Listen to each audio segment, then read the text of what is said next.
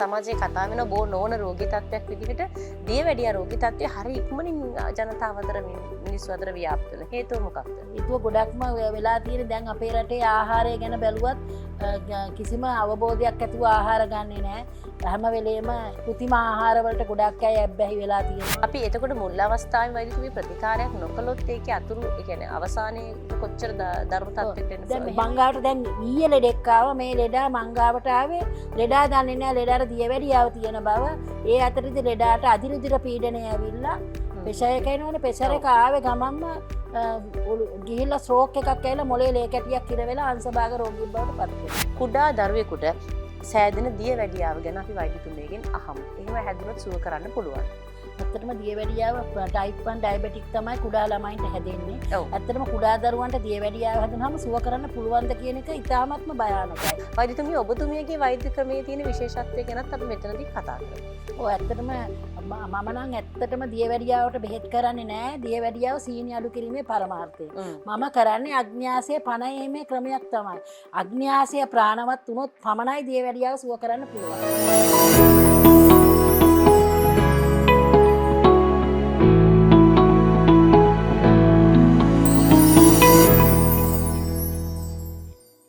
අපේ ජීවිතවල අපි වැඩිපුර මහන්සි වෙන්නේ මුදල් හම්බ කරන්න. අපි මුදල් හම්බ කරන්නේ ඇයි? හොඳට කන්න බොන්න, හොඳට අඳින්න පළඳින්න, ගමන් බිමන් යන්න, සතුටු වෙන්න. මේ අතරේ ප්‍රධානම දේ තමයි කෑම බීම, ආහාර පාන. අපි හරි කැමති රසට කන්න, පැණි රස කන්න. ඔබත් කැමති, මමත් කැමති. හැබැයි අපි මේ පැණි රස කන වැඩිපුර කන කෙනෙක් ටිකක් දැක්කහම අපි නිකන් කට වචනෙට කියනවා.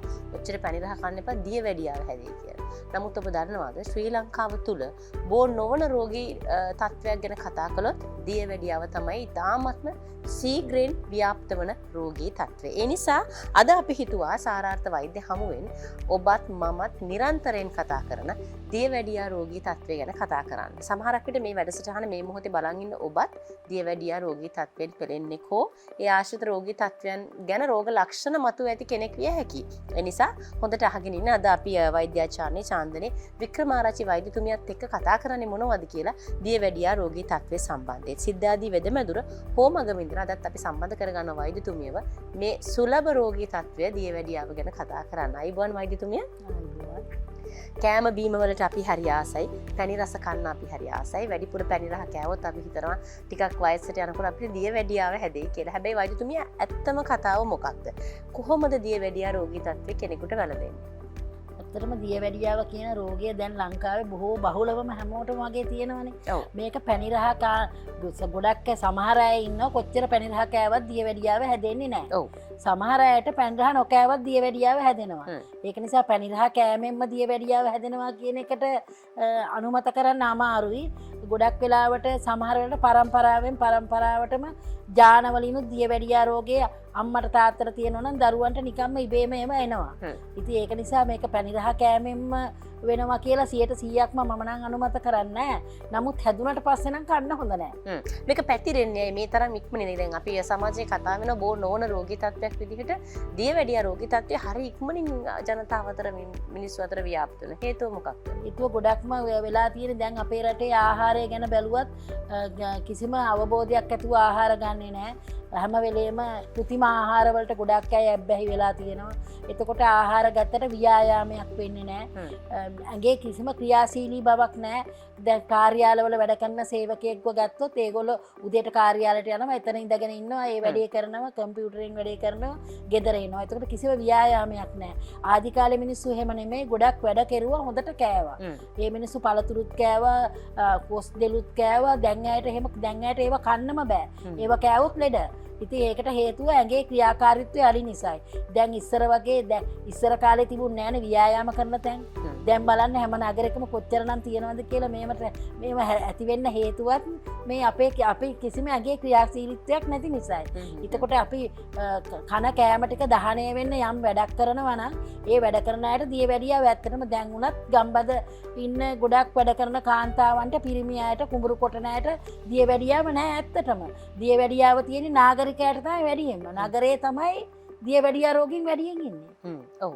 අපි මේ නාගරිකව කතා කරනකොට කොහොමත් මේ නාගරිකව තියෙන වෛද්‍ය මධ්‍යස්ථාන බැලුවොත් හැමදාම සෙනඟ පිරීලා හැමදාම බෙහෙත් ගන්නවා. අපි දකිනවා ඒක මග තොටේදීත් ඔබත් දකින්න ඇති. දැන් සාමාන්‍ය කෙනෙක් දැක්කම ටිකක් වැඩිපුර කෙට්ටු වෙලා නම් අපිත් කියලා තියෙනවා. මටත් සමහර අය කියලා තියෙනවා. බලන්න ඔයාට මේ ෂුගර්ද දන්නේ දියවැඩියාව දන්නේ ඔය තරම් කෙට්ටු වෙන්නේ කියලා. කියන්නේ අපි නිකන් හිතනවා සමහර රෝග ලක්ෂණ දැක්කම මෙයාට දියවැඩියාව විය හැකියි කියලා. නමුත් අපි මොකක්ද මුල් අවස්ථාවේදී මොන වගේ රෝග ලක්ෂණද මතුවෙන්නේ කොහොමද හඳුනාගන්නේ සහ මුල් අවස්ථාවේදීම ප්‍රතිකාර නොකළොත් මොකද වෙන්නේ කියලා වෛද්‍යතුමියගෙන් අහමු.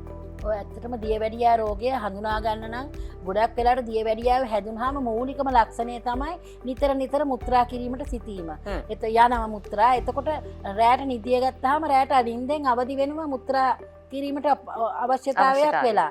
ඒ අවශ්‍යතාවයත් එක්කම මුත්‍රා කරනවා නම් වරින් වර එයාට අනිවාර්යයෙන්ම දියවැඩියා රෝගයක් තිබිය යුතුයි. එහෙම නැත්නම් වෙන මුත්‍රා වකුගඩු රෝගයක්වත් තියෙන්න ඕන. ඒ කියන්නේ ගොඩක් දියවැඩියා රෝගීන්ට අධික පිපාසයක් ඇති වෙනවා. ඒ වගේම ඇඟට නිදිමත ගතිය, ඇඟ නිකන් තෙහෙට්ටු ගතිය, හිටපු ගමන්ම අධික ලෙස කන්න හිතෙනවා. පැණි රහ දෙයක් දැක්කහම ඒකට ගොඩක් ගිජු වෙනවා. ඒක කන්නමයි හිතෙන්නේ. හිත කියනවා පැණි රහම කාපන් කියලා. ඉතින් ඒක නිසා දියවැඩියා රෝගය හඳුනා ගන්න නම් ගොඩාක් වෙලාවට මේ ඇඟේ තියෙන මේ ප්‍රාණවත් බව අඩු වෙනකොට Tamanට නිකන් අතපය හිරි වැටෙනවා සමහර අයගේ. කකුල හිරි වැටෙනවා, අතපය හිරි වැටෙනවා. ඒව තමයි දියවැඩියා රෝගේ ප්‍රධාන රෝග ලක්ෂණ. අපි එතකොට මුල් අවස්ථාවේ වෛද්‍යතුමිය ප්‍රතිකාරයක් නොකළොත් ඒකේ අතුරු ඒ කියන්නේ අවසානයේ එක කොච්චර ධර්ම තත්වයකට එන්න දැන් මෙහෙමයි සමහර රෝගීන් ඉන්නවා දියවැඩියාව හැදිලා අවුරුදු 4-5 තමන්ගේ ශරීරයේ දියවැඩියාව තියෙනවා රෝගියා දන්නේ නැහැ. මංගාවට දැන් ඊයේ ලෙඩෙක් ආවා මේ ලෙඩා මංගාවට ආවේ ලෙඩා දන්නේ නැහැ ලෙඩාට දියවැඩියාව තියෙන බව. ඒ අතරේදී ලෙඩාට අදිරුදිර පීඩනය ඇවිල්ලා ප්‍රෙෂර් එක එනවනේ ප්‍රෙෂර් එක ආවේ ගමන්ම ගිහිල්ලා ස්ට්‍රෝක් එකක් ඇවිල්ලා මොලේ ලේ කැටියක් ඉර වෙලා අංශභාග රෝගී බවට පත් වෙලා. ඉතින් ඒකයි දියවැඩියාව කියන එක එකපාරටම හොයාගන්න අමාරුයි. ඒ කියන්නේ මේක තමන් හොඳ අවබෝධයෙන් ඉන්නවනම් විතරයි මේ ගැන හොයන්න පුළුවන්. ඒ කියන්නේ පරම්පරාවේ කාටවත් දියවැඩියාවක් නැහැ. නමුත් එයාට දියවැඩියාව හැදිලා. එයා දන්නේ නැහැ එයාට දියවැඩියාව තියෙන බව. එයා අධික ලෙස වැඩ කරන පුද්ගලයෙක්.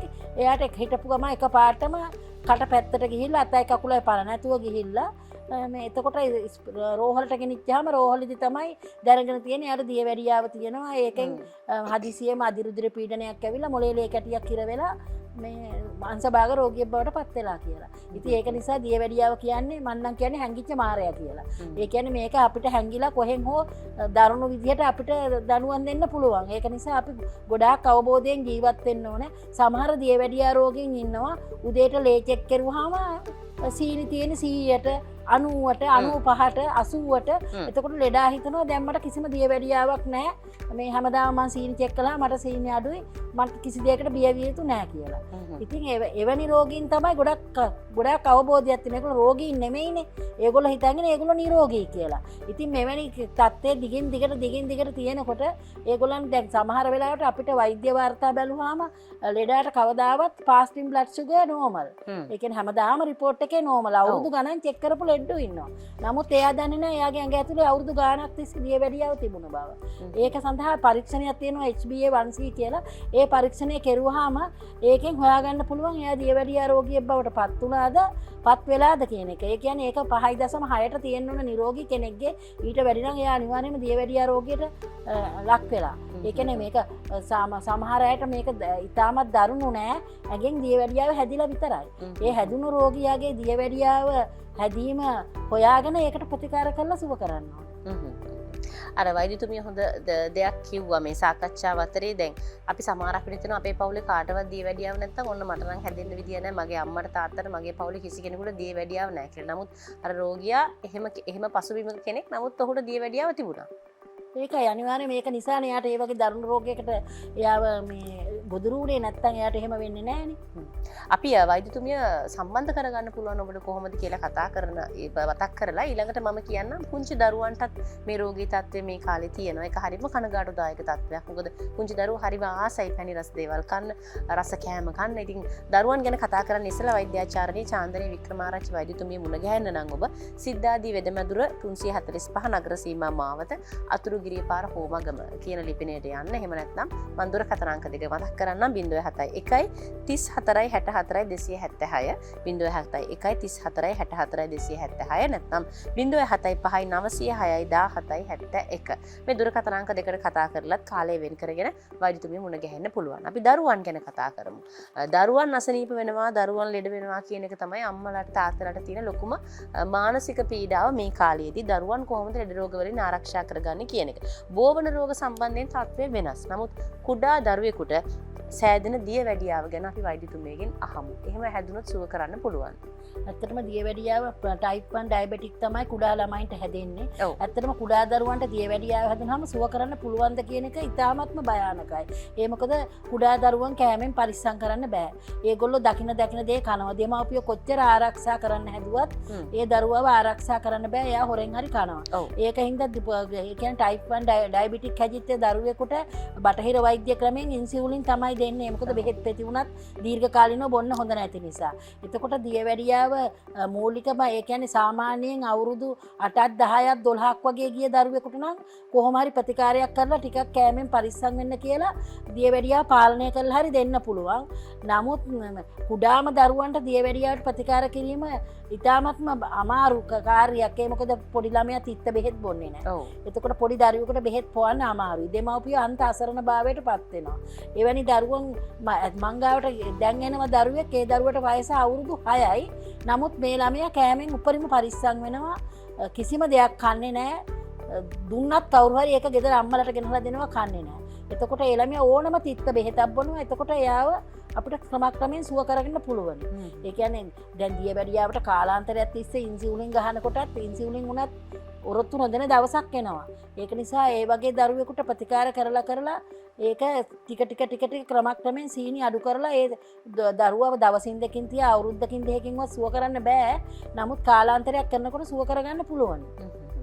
අපි හුඟක් වෙලාවට අහලා තියෙනවා දැන් බටහිර වෛද්‍ය ක්‍රමයේ හෝ මොනියම් බෙහෙතක් ඔබ දියවැඩියාවට දීර්ඝ කාලයක් තිස්සේ බෙහෙත් බොනවා නම් දැන් මටත් අත්දැකීමක් තියෙනවා. මගේ පියා වෛද්‍යවරයා ළඟට අරගෙන ගියාම පළවෙනි ප්‍රශ්නය ඇහුවේ දියවැඩියාවට කොච්චර කාලෙ දැන් බෙහෙත් බොනවද ඔබතුමා කියලා. ඒ කියන්නේ දියවැඩියා රෝගයට දීර්ඝ කාලීනව බෙහෙත් ගන්නකොට එහි ඇතිවන අතුරු ආබාධ ගැන අපි අහලා තියෙනවා. අපිට අත්දැකීමක් පෞද්ගලික අත්දැකීමක් නැහැ. නමුත් අහලා තියෙනවා. වෛද්‍යතුමිය ඔබතුමියගේ වෛද්‍ය ක්‍රමයේ තියෙන විශේෂත්වය ගැනත් අපි මෙතනදී කතා කරමු. ඇත්තටම මම දියවැඩියාවට ගොඩක් වෙලාවට දියවැඩියාවට ප්‍රතිකාර කරන්නේ අග්න්‍යාසය පණෙන්න තමයි ප්‍රතිකාර කරන්නේ. අග්න්‍යාසය ප්‍රාණවත් වුවොත් පමණයි දියවැඩියාව සුව කරන්න පුළුවන්. අග්න්‍යාසය ප්‍රාණවත් නොවුණු කිසිම කෙනෙක්ව දියවැඩියාවෙන් ගොඩ ඇවිල්ලා නැහැ. ඒ කියන්නේ දියවැඩියා රෝගියෙක් කොතල හිඹුටු එහෙම නැත්නම් වල් කොත්ත මල්ලි එහෙමත් නැත්නම් මොන හරි කෑමකින් පරිස්සම් වෙවි දියවැඩියාව අඩු කරගත්තොත් ඒක දියවැඩියාව හොඳ වීමක් නෙමෙයි. ඒක පාලනය වීමක් විතරයි. දියවැඩියා රෝගියෙක් සුව කරනවා නම් දියවැඩියා රෝගියාගේ අග්න්‍යාසය ප්‍රාණවත් වෙන්න බෙහෙත් කරන්න ඕන. අග්න්‍යාසය ටිකින් ටික ප්‍රාණවත් වුණාම දියවැඩියාව නිකම්ම ඇඟෙන් නැතුව යනවා. ඒක නිසා ඒ වෛද්‍ය ක්‍රමයට යන්න ඕනේ. අපේ ආයුර්වේද මගේ සිංහල වෙදකමෙන් නම් කවදාවත් අතුරු රෝග හැදෙන්න ලෙඩ සුව කරලා නැහැ. කිසිම අතුරු රෝගයක් නැහැ. මොකද දියවැඩියාවට බටහිර බෙහෙත් වර්ග පාවිච්චි කරුවාම වකුගඩු නරක් වෙනවා, අක්මා නරක් වෙනවා. එතකොට තව භයානක රෝග හැදෙනවනේ. ඒ ක්‍රම අපේ වෛද්‍ය ක්‍රමවල නැහැ. ලෙඩාට බෙහෙත් දුන්නා නම් ලෙඩේ සනීප වුණා නම් ලෙඩේ එතනින් ඉවරයි. ආයි අතුරු රෝගත් නැහැ. නැවත බෙහෙත් බොන්න ඕනෙත් නැහැ. කෑමෙන් පරිස්සම් වෙලා කට පරිස්සම් කරගෙන ඉන්න කියන එක විතරයි කියන්නේ. හොඳම තැනට ආව අපි කට පරිස්සම් කරගන්න එක අපිට අමාරුම වැඩේ. කතා කරන්න ගියත් කන්න බොන්න ගියත් ඒක තමයි අපි ඉස්සෙල්ලම කරන්න ඕන දේ. දැන් කෑම බීම ගැන අපි ආහාර පාන ගැන කතා කරමු මේ රෝගී තත්ත්වය සම්බන්ධයෙන්. සාමාන්‍යයෙන් දියවැඩියාව තියෙනවා නම් වෛද්‍යතුමිය අපි එහෙම විශේෂයෙන් ආහාර පාලනය කරන්න ඕනේද? අපි අනුගමනය කරන්න ඕනේ ඇවතුම් පැවතුම් මොනවාද කියන එකත් අපි ටිකක් විස්තරාත්මකව කියමු. ඔව් මම නම් දියවැඩියා රෝගියෙක් ආපු ගමන්ම කියන්නේ ඉස්සෙල්ලාම පළමුවෙන්ම හාල් ගැන තමයි. සම්බහාල් වර්ග කන්න එපා. දියවැඩියාවට රතු නාඩු හාල් හරි ගමේ තඹපු හාල් හරි කන්න. මුදල් වැඩියෙන් තියෙනවා නම් බාස්මති හාල් වල තමයි සීනි නැත්තේ. එවැනි හාලක් කෑවට කමක් නැහැ කියලා තමයි පළමුවෙන්ම කියන්නේ. දෙවෙනියට කියන්නේ අධික පැණි රස පළතුරු කන්න එපා කියලා. ඒ මොකද අපේ ගොඩාක් දියවැඩියා රෝගීන් දියවැඩියාවට බත් කන්නේ නැහැ පළතුරු කනවා.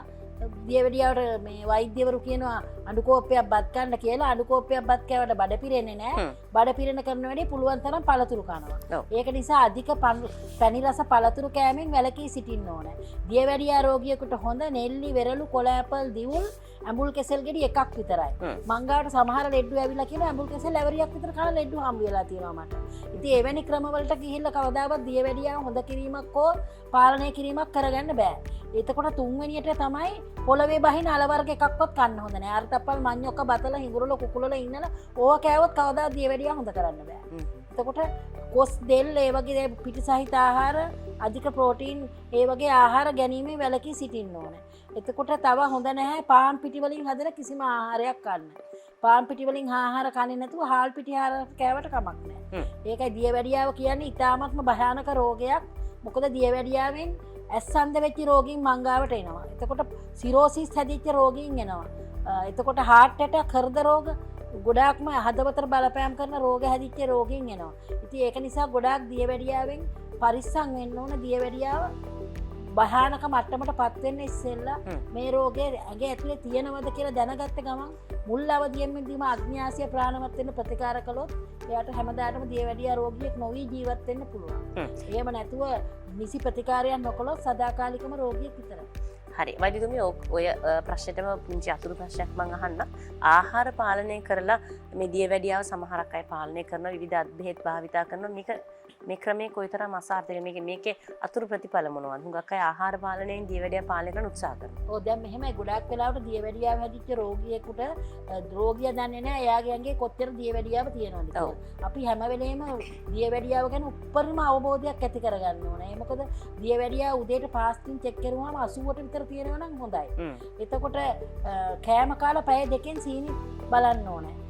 පැය දෙකක් ඇතුළත කෑම කාලා පැය දෙකකින් හරියටම සීනි චෙක් කරුවාම 100ට 110ට වගේ තියෙනවා නම් ගොඩක් හොඳයි. ඒ කියන්නේ 140ට අඩුවෙන් තියෙන්න ඕනේ. 140ට වැඩියෙන් තියෙනවා නම් එයාගේ දියවැඩියාව පාලනය වෙලා නැහැ.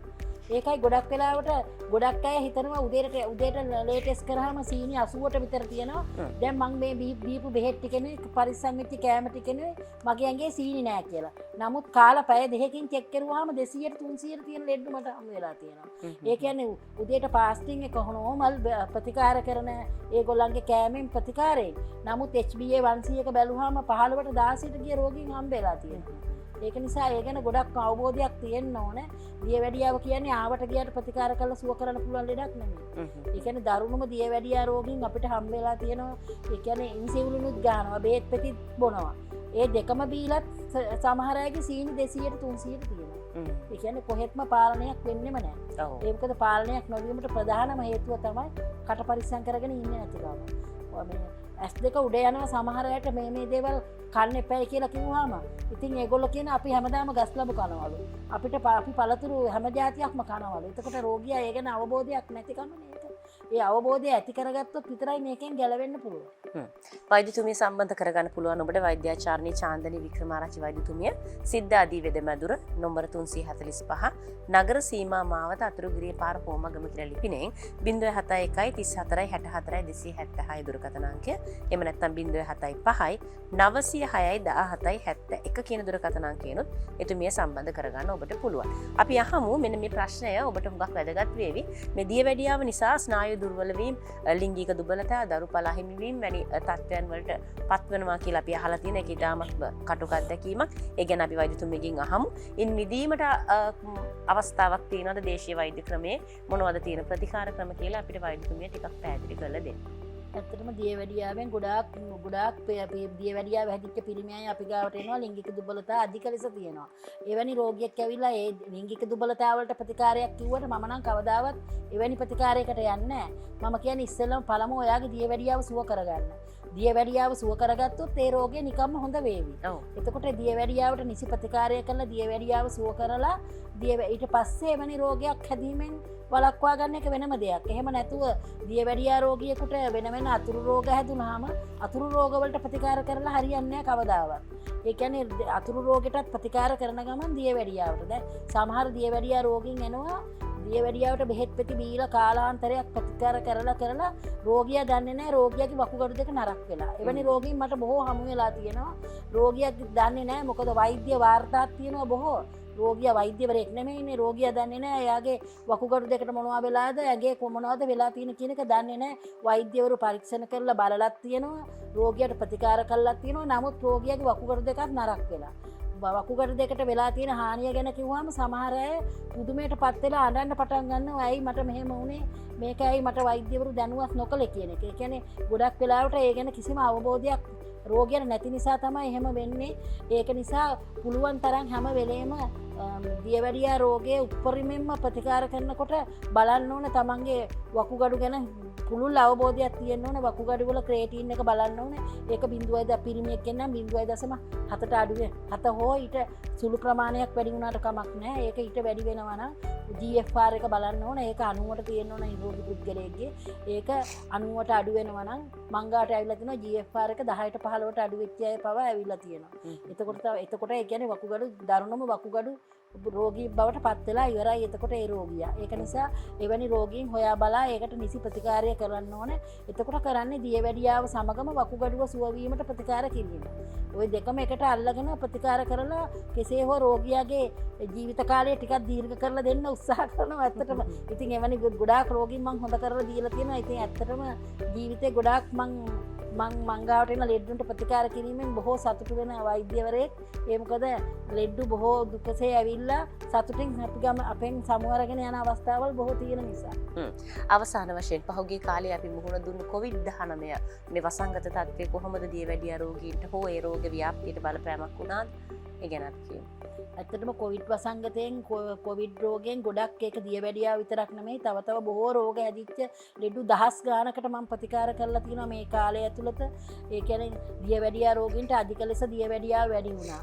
එතකොට තව කොවිඩ් එක හැදීමෙන් හදවත් රෝග, එතකොට අන්සභාගේ ඒ වගේ මතක ශක්තිය නැති වෙච්ච අය ගොඩක් ඇදුම හතිය හැදිම අය ගොඩාක් අපි ළඟට ඇවිල්ලා තියෙනවා. ඒක ඉතින් ඒ රෝගියත් එක්කම ශරීරයේ තියෙන යම්කිසි දුර්වලතාවයක් වීම නිසා එවැනි රෝගී තත්ත්වයට පත් වෙනවා. ඒවා ප්‍රතිකාර කරලා සුව කරන්න පුළුවන්. ඉතින් ඒක ඒ තරම්ම බියවිය යුතු නැහැ. ඒකට නිසි ප්‍රතිකාරය අපි ළඟ තියෙනවා. නිසි ප්‍රතිකාරය කළොත් හරියටම රෝගියාව සුව කරන්න පුළුවන්. නිසි ප්‍රතිකාරයක් නොකර ආවට ගියට ප්‍රතිකාර කළා නම් කවදාවත් කිසිම රෝගයක් හොඳ කරන්න බෑ. හොඳයි වෛද්‍යාචාර්ය මුණ ගැහෙන්න පුළුවන් ඔබට සිද්ධාදී වෙදමැදුර අංක 345 නගර සීමා මාවත අතුරුගිරිය පාර හෝමගම කියන ලිපිනයෙන් ඒ වගේම 071 34 64 276 075 90